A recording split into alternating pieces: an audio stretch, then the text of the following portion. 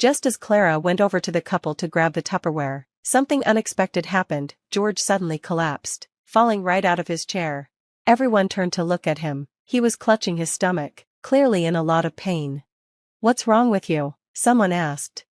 George groaned and said something that surprised me. "I just had a little bite of something from the kitchen. Why is my stomach acting up all of a sudden?" "Wait, did you eat that?" Clara blurted out sharply, making me glance at her. "Oh, right, let me introduce myself. My name is Anna. I'm 20 years old and a newlywed housewife. My husband, Ryan, and I got married last year. We're the same age, so we share similar values and interests. We get along really well and are just as happy now as we were before we started dating. But when we got married, there was one thing that worried me a little. When Ryan and I went to visit his parents to give them our wedding greetings, I noticed something about Clara, my mother-in-law. She's very traditional. When you two get married, you'll live here with us, right?" Clara asked, as if it was the obvious thing to do. Ryan and I exchanged glances, then said together, "What? We hadn't even considered that." My husband immediately spoke up. "No, we're planning to live on our own, just the two of us." Clara frowned. "What? But you're the eldest son." Ryan and I didn't know what to say. We felt awkward. Luckily, George stepped in. "That's old-fashioned thinking," he said. "Let Ryan and Anna live how they want." That seemed to calm Clara down for the moment, but another issue quickly came up. Ryan and I had decided not to have a wedding ceremony. "We don't want anything too elaborate," we said. Instead, we wanted to save them money for traveling and other experiences. When we told his parents about this, Clara's face turned pale again. "What do you mean you're not having a wedding?" As I mentioned, Clara is very traditional. She was completely against the idea of skipping the ceremony. "How can we explain to the family that the eldest son isn't having a proper wedding?" she said, clearly upset. To Clara, being the eldest son meant Ryan had to follow certain traditions, and skipping the wedding just didn't fit her expectations. Thankfully, George stepped in to support us again.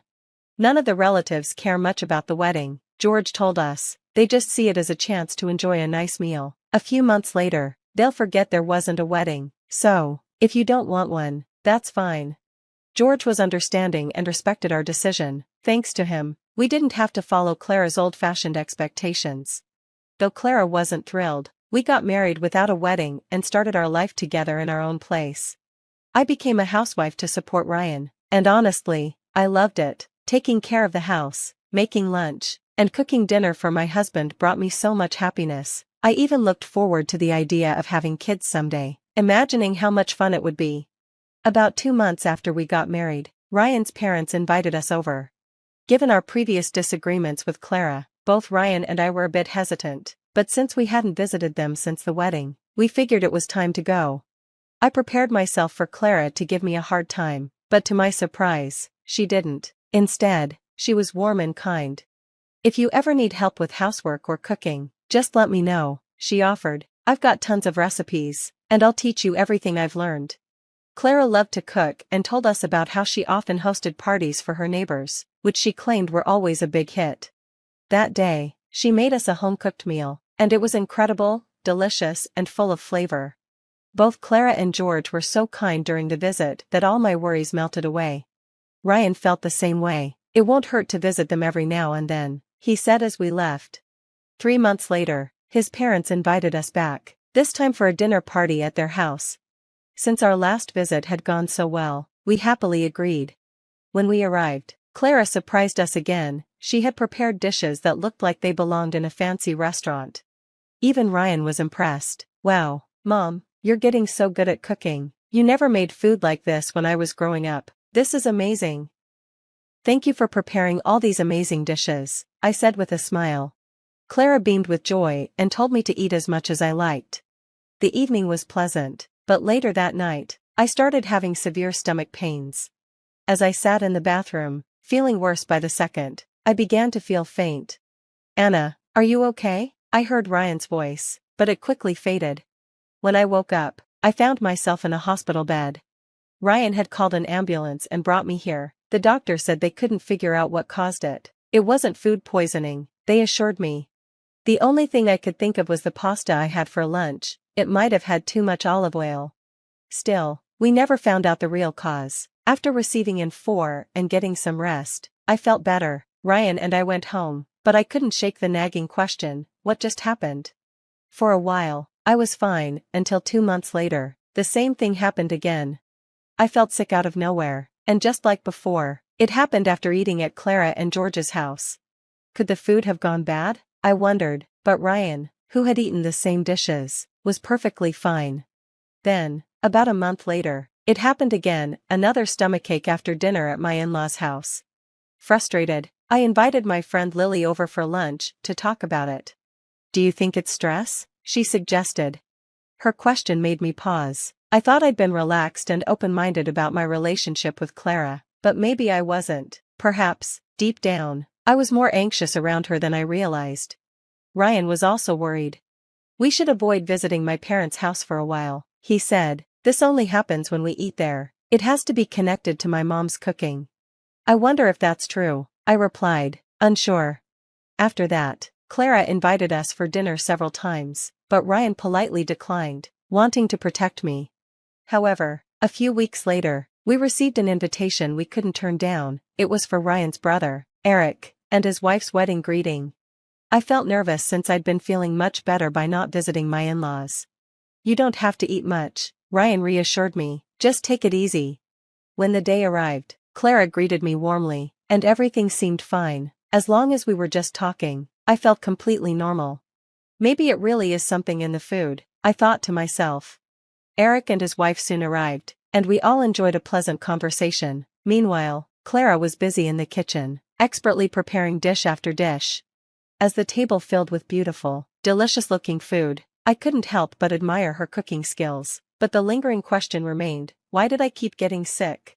Once we sat down, Clara looked at me and smiled. "Anna, you said you liked this dish, didn't you? I made it especially good today. Please try some," she said, offering me a plate. I hesitated, unsure of what to do. Ryan stepped in. "Anna isn't feeling well today. Let her decide what she wants to eat." But Clara gently insisted. "Well, this small portion should be okay, right?" She placed a small plate in front of me. Before I could respond, Eric spoke up. "Anna, if you're not feeling well, don't force yourself to eat. You've already greeted us, so if you need to go home and rest, that's completely fine." It turned out Ryan had told Eric and his wife about everything that had been happening. It seemed like they were trying to help me. Clara must have realized she couldn't force me to eat her food. "Well, I'll pack it in a Tupperware for you to take home," she said. I couldn't understand why she was so eager for me to eat it, but I figured that if I took it home, I wouldn't have to eat it right away. "Okay, thank you," I said. Just as Clara walked over to get the Tupperware, George suddenly collapsed, falling out of his chair. We all froze and stared at him. He was clutching his stomach, clearly in pain. "What's wrong with you?" someone asked. He hadn't even touched his food yet. "What's going on?" I thought. Then, George said something that shocked us. "I just had a little bit of food from the kitchen. Why is my stomach hurting so badly?" "Did you eat some of that?" Clara asked, her voice tense. I couldn't ignore the way she asked. Ryan quickly called an ambulance. Clara went with George to the hospital, and we were left standing there, still stunned. But I couldn't stop thinking about what Clara had said earlier. It seemed like my brother-in-law's wife had overheard too. We all wondered if there was something wrong with the food. So, we decided to check out the kitchen where Clara had been cooking, and that's when we discovered something strange. We drove straight to the hospital where George had been taken. As soon as we arrived and made it to his room, we heard voices inside. The doctor was asking Clara if she had any idea what had caused George's condition.